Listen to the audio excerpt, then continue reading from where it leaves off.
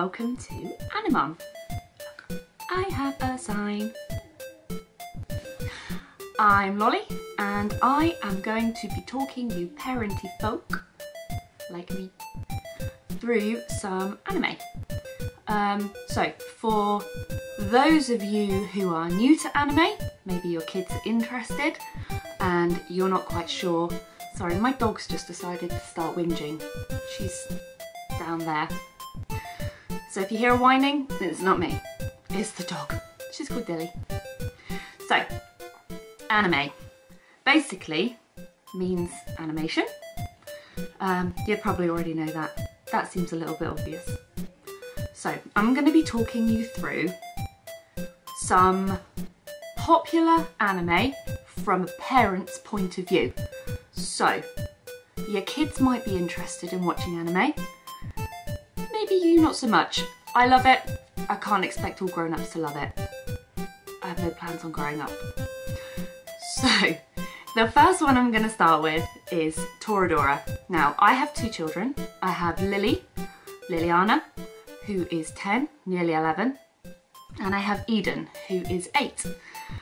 They are my biggest source of information. They keep me up to date with all of the latest anime to watch. I have plenty which I was watching since way before they were born, when I was at university. So I will also talk through a lot of those, but they're going to keep me up to date with the anime which are popular at the moment.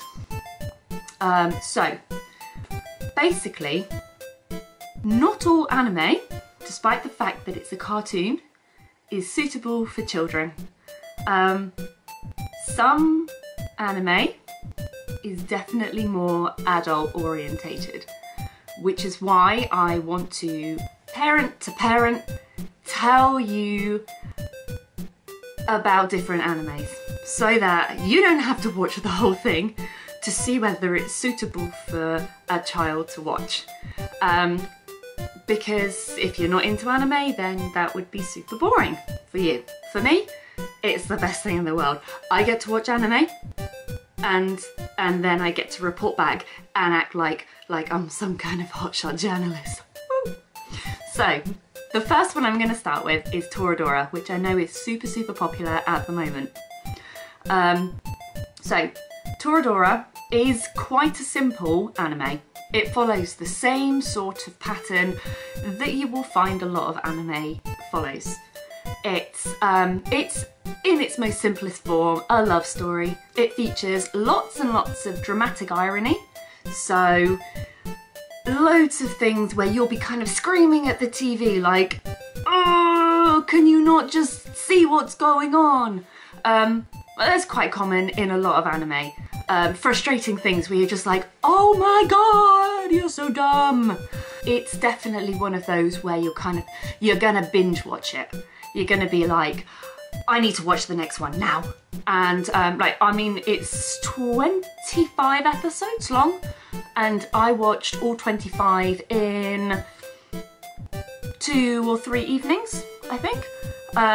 I keep looking down. I have my little notepad. So I have a notepad because I felt like I was at school. As I was watching it, I was writing my little notes. Things that parents might be interested to know. I felt really grown up. But at the same time, I felt like I was at school. So I keep looking down because I'm looking at my notes. It makes me feel like a news reporter. Okay, so Toradora centres around mainly 2 characters along with all of their friends. So it's basically set at school, which is kind of good.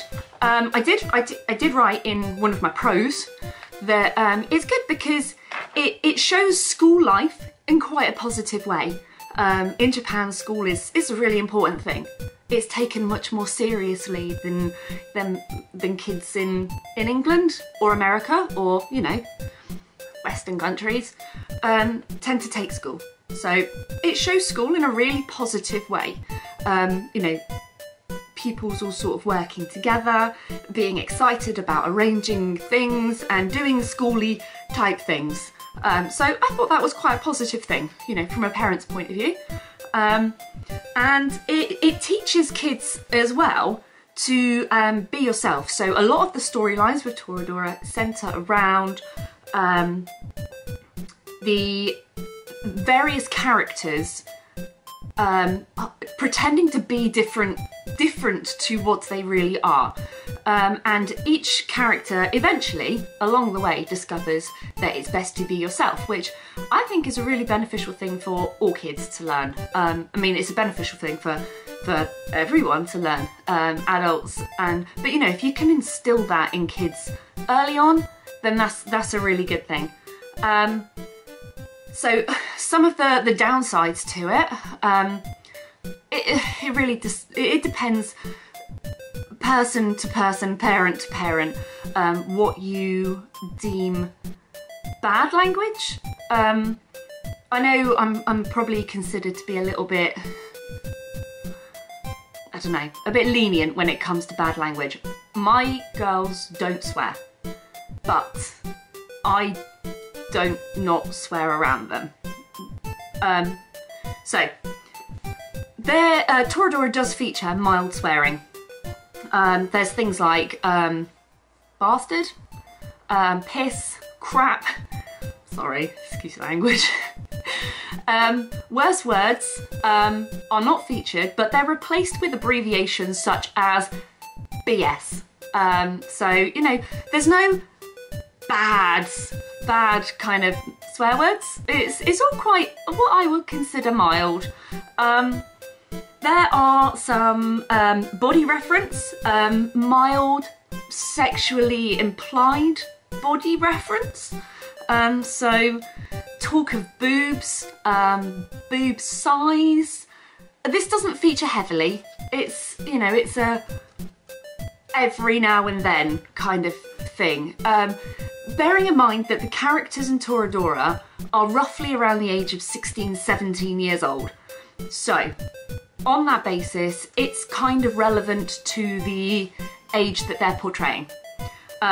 So, I don't think it's a terrible thing. It may raise questions. Again, as a parent, you kind of need to decide, like, if that's something that you want your child exposed to. But equally, I think it's the kind of thing which they're probably going to be exposed to anyhow, just in day-to-day life.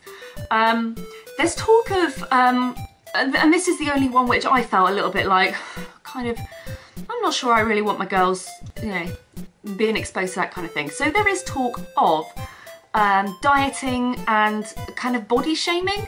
It doesn't feature heavily. It really features quite a little bit, tiny little snippets, kind of, you know, here and there.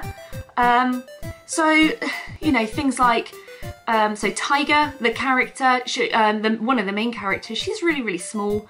And, you know, the idea is that they've portrayed her as a very underdeveloped, small person, so much smaller than the other girls.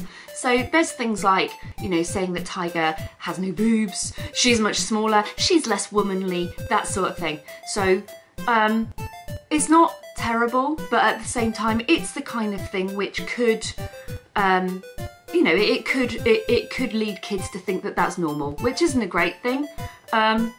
But it doesn't feature heavily. It's very, very, you know, minimal. So there are certain things in specific episodes which I've made little notey notes of. So in episode 13, Minori, who's one of the characters, says that she thinks she may be a lesbian. I think that's great. I think it's brilliant that that is normalised.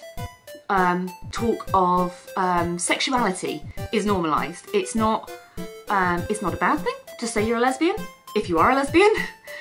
I think that it's a really good thing that that's normalised. So I don't see that as an issue at all. However, it's in episode 13, so you know, if your kid's not familiar with what a lesbian is, then it may raise the question, hey mom, what's a lesbian? Because Minori thinks she is one. yeah, so, and then in episode 19 is the only other episode which I have specifically noted. There's joking talk. It's really kind of jokey. It's not, you know, it is not a serious thing. There's joke of sexual harassment. So, you know, like, I can't remember which character it is, but they're kind of joking around being like, you're a perv, you know, that sort of thing. So it's not, again, it's not a big thing, but I see it as my job to highlight these issues for you. So that's what I'm doing. Episode 19, that's in. Again, not a biggie. By that point, whoever is watching, you, your child, whoever, will be quite familiar with the characters and will understand the context of that joke, hopefully. It's not, you know, shouldn't raise massive questions. It should be a funny. It's meant as a funny. So yeah, basically, that is the basis of Toradora. Don't think there's anything terrible. As a rough guide to age appropriateness, bearing in mind, this is literally my opinion. I am not in any way saying that you should, you know, if your child is this age, you should definitely make them watch Toradora. I'm not. However, in my opinion, as a parent, my 8-year-old and my 10-year-old have both watched it and they've been fine with it. They've understood the funnies. They've nothing, you know, there really is nothing harmful at all to Toradora. It's quite, you know, it's okay. It's not a baddie. So, I'm not going to go into the ins and outs of the storyline. I will outline it only today from a parent's point of view. Things that are just of interest to us kind of parenty folk. If you have any specific animes that you would like me to watch or give my opinion on, chances are I've probably watched it already, except for these super newer ones, which my little insiders, they are keeping me up to date on. Then let me know. If there's anything you want me to go into more detail about, anything you think would be beneficial, again, let me know. Anything else you want me to review, I'll give it all a go. Yeah, so thank you very much for watching. I have been your friendly neighbourhood Animom. And I will see you in the next video. Bye bye!